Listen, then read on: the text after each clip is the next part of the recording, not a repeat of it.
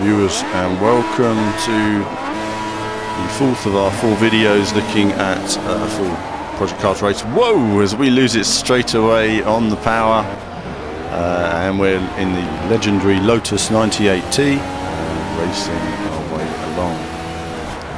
So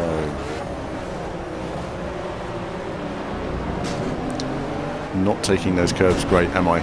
Simply because I've jumped out of one car into another car and then realised, right, that's quite tricky in this car. Also, without traction control, it's a real beast to handle, it has to be said. Goodness, it's a struggle. You're really trying to just feather the throttle through the slow corners, so every time I get to a slow corner I'm really struggling to get to grips with it at the moment. Lots of power. Turbo past these guys. But we're at Monza circuit. I like another good circuit. I consider to be a sort of a barometer, if you like, in terms of testing cars. It's fast, it's smooth, it's flowing, it helps with precision, and that really works in terms of some of the different car testing and understanding where a car is on each given circuit or situation. So different viewpoints, we've got the in-car view here as well, and racing around on that. Scary, and on the power then on the back straight, you see the helicam there as well in the bottom view. I say helicam, probably just a high tower cam or something. No, it's a helicam. We're moving about there. We'll call it drone cam just to keep everybody happy these days. Into parabolica. Again, not knowing quite where to brake or how to brake at the moment, so sort of maximising the speed and doing my best given my know-how on the circuit. Obviously, those of you that watch the channel often will know I've done a lot of laps on this circuit, and I do immensely enjoy driving this car as well. It really is just a little bit tricky for me just to adapt from where I am with the taking it very slow through there, because if you get on the power too quickly you're just going to spin out. And I was really wanting to give you guys a nice video looking at the visuals again, focusing very much on the visuals, which you can select either viewpoint depending on what you want full screen. And as ever, do say hello, subscribe on the channel if you're interested in seeing more of this. Whoa, as I completely lose it there. Again, that just shows, you get on the power and it's really tricky. If you just do a perfect run every time, it makes it look easy, but I can tell you it's not in this car. Getting used to it with the controller, it's got bags of power, and one loss in concentration and you're going to be finding yourself spinning off very quickly indeed. So working my way now on the second lap. This T-cam view is a very old school T-cam view. There are videos from the 70s of sort of T-cam when there used to be a tree in the middle of the Ascari just there, and lunacy really by today's standards. I mean, they had a tree they didn't want to cut down in the middle of the corner, so they just left it there.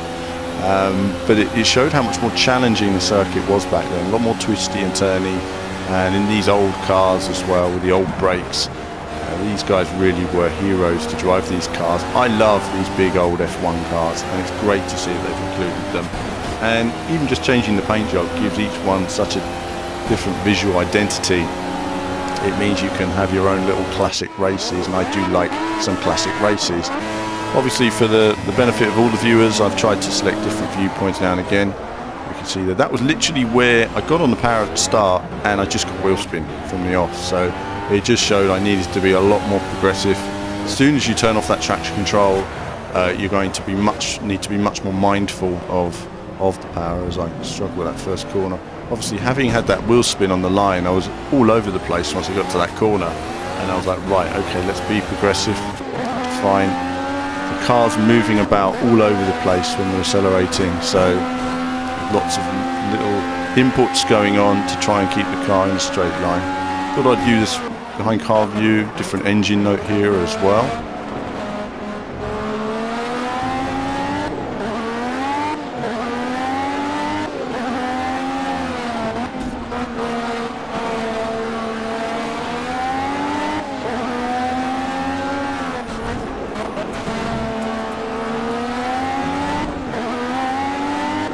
So moving on our way, just an opportunity to hear the different engine note depending on the view that you're in. Obviously it changes, muffled in the sort of helmet cam, but it gives you a more authentic feel, that enclosure.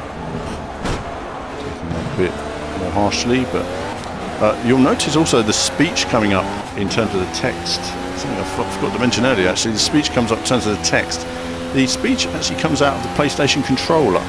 It's quite a surprise when I was first playing and it suddenly shouted out of the controller at me. I was getting this warning, and realised it was a nice little effect that they've given you there as well. So the speech doesn't come out of the game, it comes out of the controller itself, which is a really nice little addition they've made for PS4 fans.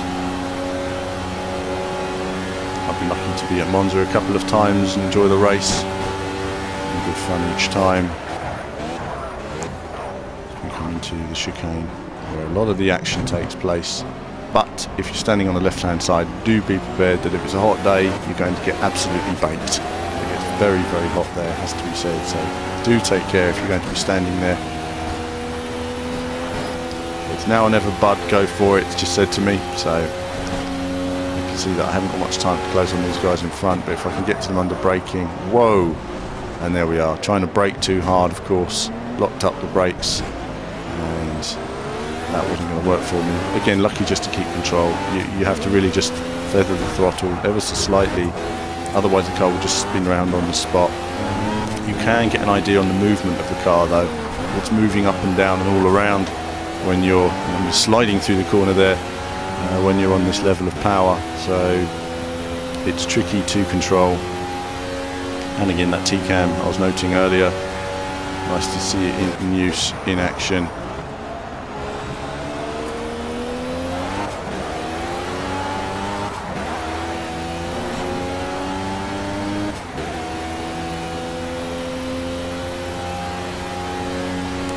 Down the back straight. Again, occasionally get some action into Parabolica, but not as often. Amazing speed the cars carry through there. Of course, they've tarmacked the exit now. That doesn't feature in this game, thankfully. What a disastrous decision that was as well. But it is what it is, and that concludes that 2-lap run. As we look at the replay cam, getting a smaller field of cars this time. I just ran a smaller field, not because of any slowdown or anything like that, but simply because the AI is at an early state, and I wanted to focus very much on the visual side of things rather than be smacking into AI all over the place as I learn the circuit. So, racing round, AI making it round turn 1, bit of a mess, but that's pretty realistic, has to be said, as I don't do much better myself laying my way around. But immediately you can see nice camera views as well. Nice replay angles. That's a TV shot right there. Very nice it is too. As we come to the second part of the corner. And again, nice to see the cars coming into the chicane. There's detail through there. I'm struggling a little bit with the chicane, of course. Keeping it together just about. Makes it look better in the replay, doesn't it? Replays always look good. Into the Lesmos. The second Lesmo, wheel to wheel with my teammate, but you know, I'm not giving him anything. Back off, that's my space, I'm coming through. So, working my way, and you can see the detail. A few particle effects there, maybe that's bits of tyre, bits of leaves, I'm not entirely certain, but nice to see as I take a little bit more of the corner than I would have liked. It slowed me down, sent me a bit wide on the exit, but back up to speed now. To see a nice high camera as well.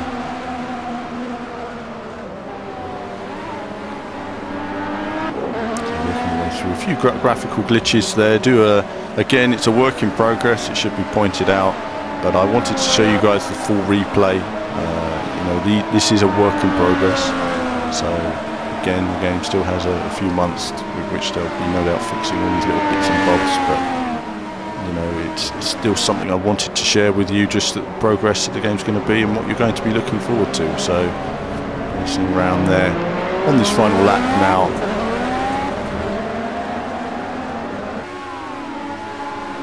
And working around. You see the car moving around, I mean, all the time. There's so much power there. You know, you're constantly controlling it. It's a real challenge in terms of maximising the speed. It will be great to see though as I lose it there by braking too much. And it costs me additional places in this race. getting the car. That's not me moving, that's literally just getting on the power and the power just pushing the car forward. I'm just trying to keep it straight as possible. You can see the movement in the car. Really nice to see that subtlety in terms of a Formula car moving around like that. It's always tricky in terms of a game to have that level of depth, but they've got it here in terms of their physics model, and it's working well for them. You know, this has been a challenging car to develop. It's developed a long way from the early versions, which were much more static, had far less manoeuvrability in the suspension, the tyres and everything else. But they've brought it all together, and I look forward to testing it more on the final builds.